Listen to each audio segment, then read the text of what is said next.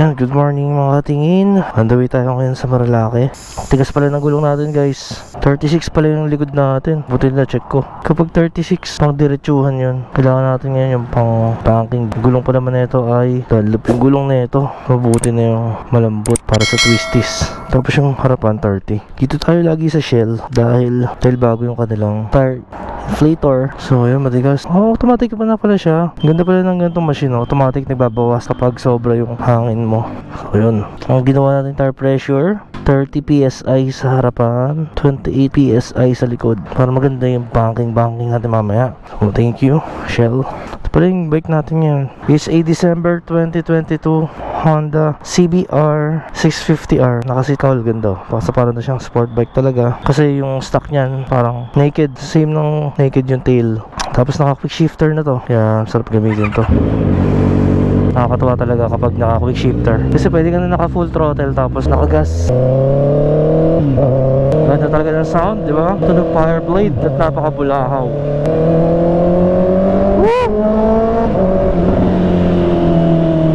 So nakakatawa lang gamitin to guys, tong CBR dahil lightweight, ang nipis, parang di big bike para lang ako naka CBR 150, ganun yung pakiramdam, para lang siyang 150cc. And may bali-balita nga pala ngayon na ilalabas na raw yung CBR 250R. Imagine, ganda siguro na, no? Inline 4 na 250cc na CBR, pantapat daw sa 25R kasi yung ZX25R very successful in Japan, tsaka wala siyang kalaban yung nilabas ng 25R. Kaya si Kawasaki nag-follow up ng another inline 4 which is the CX4RR. Tapos ayun din, naging successful, sobrang successful pati sa US and Europe. Kaya ngayon nagkaubusan, wala tayong makuha sa Pilipinas, ang haba raw ng pila. So to perfect counterpart ng ZX4RR dahil magkalapit sila ng price point, same ng weight, pero medyo magkalayo na sa horsepower tsaka sa displacement. Mag-review daw ako, dami nagsasuggest sa comment section na mag-review daw ako nito. Kaya naman na-curious ako. Oo nga, sabi ko, hindi pa ako nakatry ng CBR 650R and nakalimutan ko na nga na nag-exist pala itong bike na to dahil walang stock lagi sa dealer. So medyo rare bike din to dahil pakonti-konti lang nagkakaroon sa dealer tapos sold out kaagad. Sinasamantala na naman ng ating mga reseller. Imagine, may above SRP na naman sila. Napakalupit talaga ng mga Pinoy na reseller natin, mga kapwa Pinoy. Pinagsasamantalahan ng mga consumer lagi, no? Pagka bestseller ang bike. Ang nakakatawa na, di ba nilabas ng CBR, ang haba ng pila. Tapos nilabas yung CX4R, haba naman ng pila. Lagi na lang walang stock sa atin eh. Pagka bestseller, ikakaubusan. Minsan di mo lang kung nagkakaubusan or tinatago lang ng mga reseller, di ba?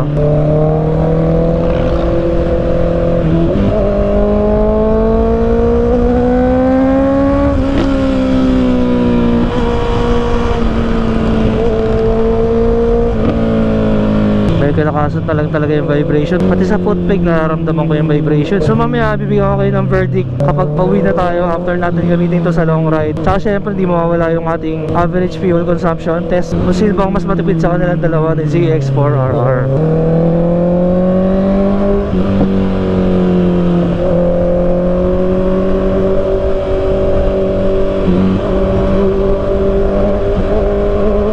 Alamin natin kung sino ba ang the best inline 4 sport bike for beginners. So right now naglalaban lang naman is ZX4R and CBR 650R. Hindi ko pa alam kung sino pa. At kung meron pa kayo masuggest na i-review natin, sabihin nyo lang guys. At maganda rin ngayon magawa natin ng comparison habang nasa atin pa ang mga big bikes na ito. And soon syempre gagawin din natin ng comparison etong CBR kapag nakakuha tayo ulit ng ZX4RR. So ito, EDSA na tayo.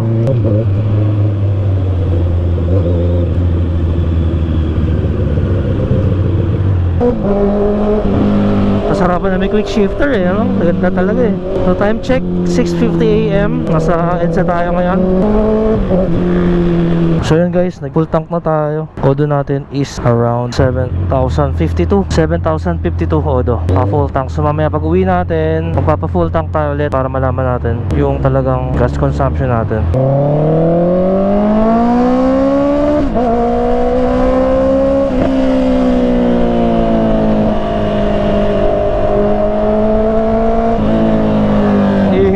Tingin talaga na shorty, tsaka cut delete. So yun guys, naka-cut delete to and shorty. So sobrang shorty, parang inspired by Austin Racing, kaya maiksi talaga siya. Ayun, so marami magra-ride ngayon guys. Nag-CR muna tayo dito sa Shell Boso bago tayo umakyat. Ay, nakilala tayo. Parapol ngayon ulit. Meron. Ano ba parapol natin yun? Pakakit pa kayo?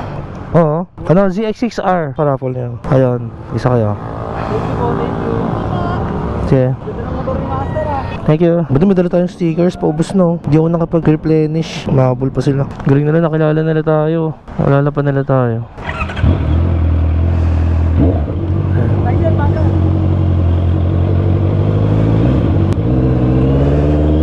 Dito yung mga Vespa boys. So as usual, solo ride tayo ulit dahil biglaan na naman to.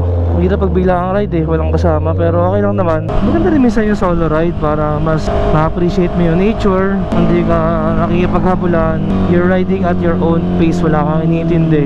So minsan okay din naman, relaxing, reflecting on your life, reflecting on so many things. Okay din naman paminsan-minsan. Ang hirap lang maghanap ng pitik. Sinabi pitik, yung click ng photographer, yung pictures, mahirap maghanap kasi usually pag nakita mo na yung grupo mo sa picture or minsan itataggan nila, pag nakita nila yung picture mo, tataggan na mismo ng mga kasamahan mo pag sila nakakita. While pag solo ride ka, ikaw maghahanap ng sarili mong pitik.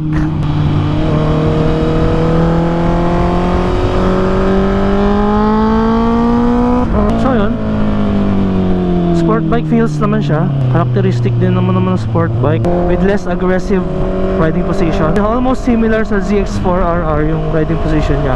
Very beginner friendly kasi pag sobrang aggressive, mapapagod ka sa traffic, baka mamayaw ka na. Ito, mas tolerable siya. Yan, daming basa. Siyempre kapag basa, slow down.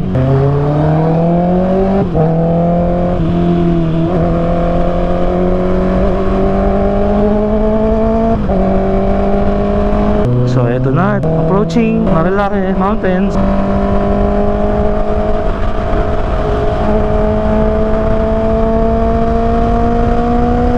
And so ngayon di ko pa alam saan ko tayo kakain. Baka sa Kabsat na lang tayo kakain. Sa Kabsat kasi masarap din ang kape doon. So doon na lang siguro. And ayun, puro basa ang kalsada. Bagong linis ang motor mo, yan oh. Maliligo ka sa putik. So mamaya malalaman natin kung pagdating sa riding comfort, kung kamusta ba si CBR. Pagdating sa long ride, if okay ba yung comfort niya sa long ride. Pero syempre huwag kang umasa sa sport bike na bigyan ka ng comfort. Pero so far, dahil sa less aggressive stance na CBR, mabibigyan ka dito ng slight comfort in comparison with other aggressive sport bike like the ZX6R.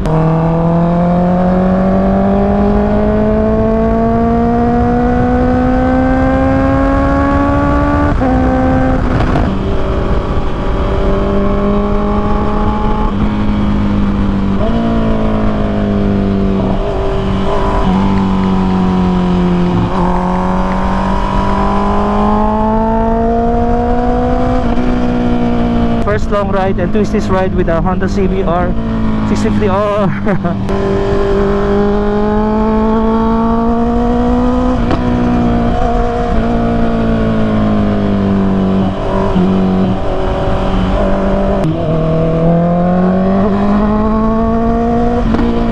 Daming motor. Third gear lang tayo, third gear.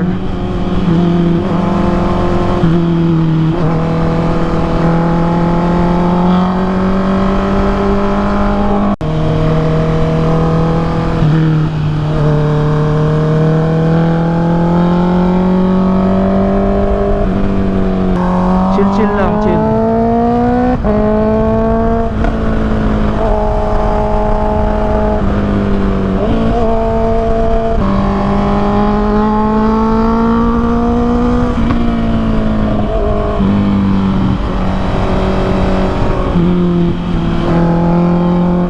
Originally, a touring bike engine, low RPM, high torque. Pwedeng mag-stroll sa third gear. Maganda yung torque niya. So yung advantage niya versus kay 4R dahil most ng torque niya nasa baba kahit naka-inline 4 siya. Pero na-sacrifice yung top end, yung high RPM. Perfect sa twisties and pang daily, city riding. Pero yung top speed naman, magagamit mo lang yan sa expressway, di ba? Or sa mga mahahabang highway sa probinsya. Most especially sa racetrack ko lang.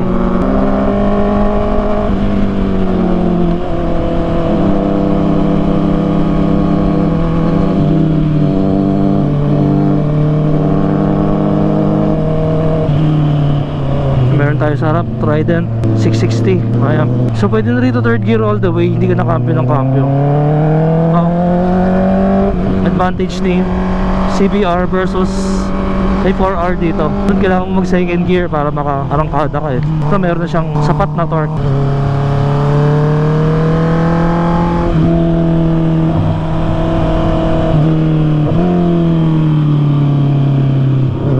May video sa atin. Kakaway tayo.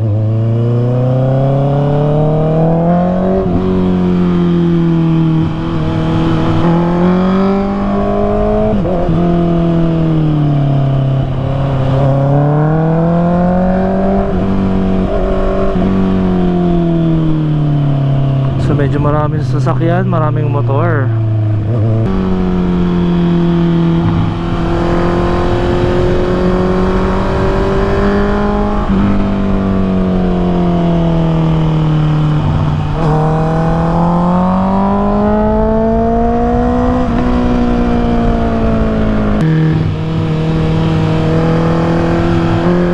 Dulas.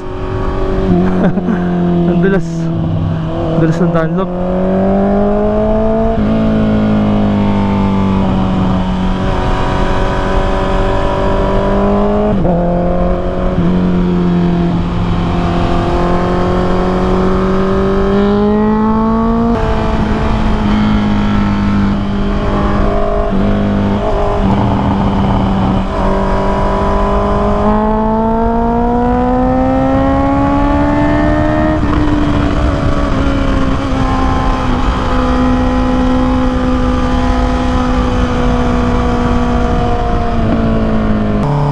Mga batang Mesenyas pabomba. Nasa carb tayo mga bata. Feels like a proper sport bike naman siya. More than enough para sa backroads. Nakapag banking ka na rin.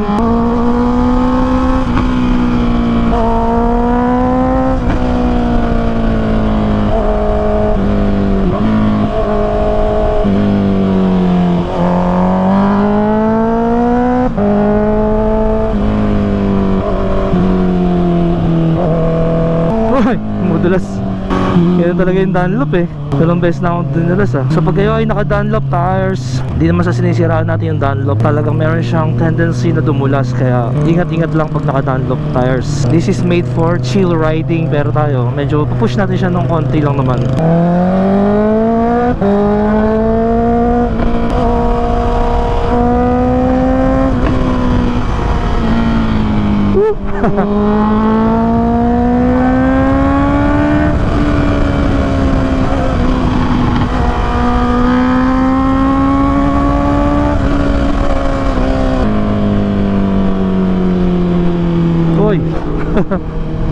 Bumakaming sarapan ko eh.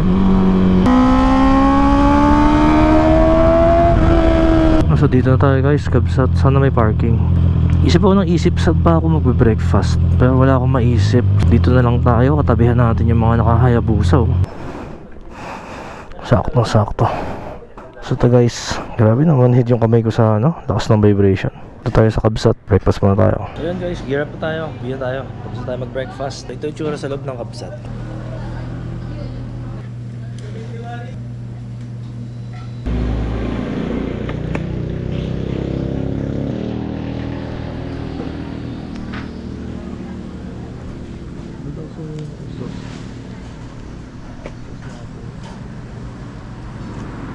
Ayun, so kakatapos lang mag-breakfast, sobrang nabusog ako. Buti na lang malaki yung belt bag natin, shoutout Sek belt bag. Nagkasya yung kinain kong sandwich na tinake out ko na lang yung kalahati ng sandwich. Kabsat sandwich dito sa Kabsat Cafe and Resto. Solid.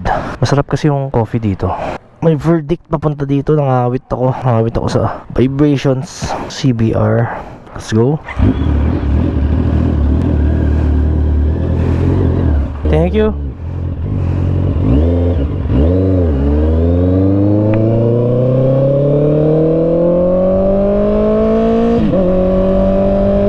Tapos diretso tayo ng Imprint Customs. Kukuha tayo ng t-shirt, mga riding jersey.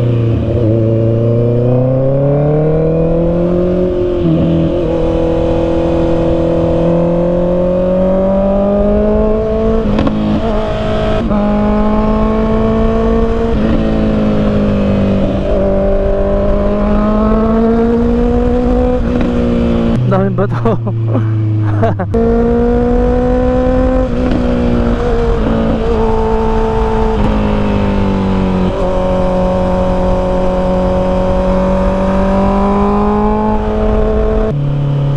Sarap.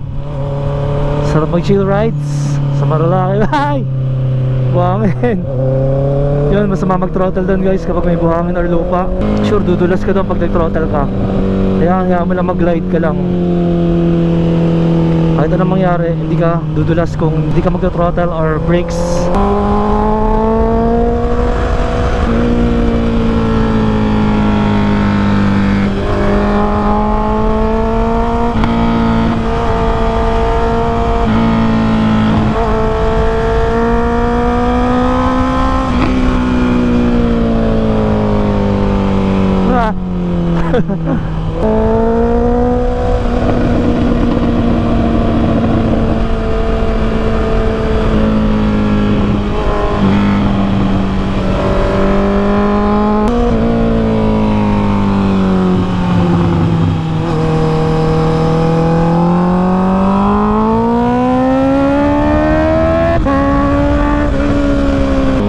Dati guys, napapagod ako dito, pero nung nalaman ko yung proper riding techniques, yun, mapagod, relax na ako. So napaka-importante talaga na malaman yung proper riding technique. Mas safe ka sa kalsada, hindi ka napapagod sa twisties, mas relax ka.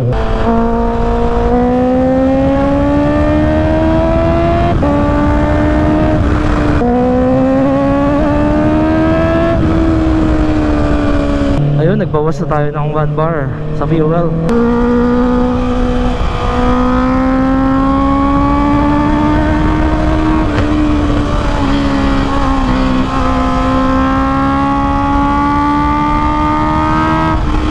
So guys, dito tayo sa Imprint Customs. May namit tayo na isang subscriber follower dito. Sir, ano name mo sir? Loki po, Loki Moto. Loki Moto, ay pala, shoutout Loki Moto. Facebook and YouTube. Ito yung ride ni sir, Loki Piaggio Besta.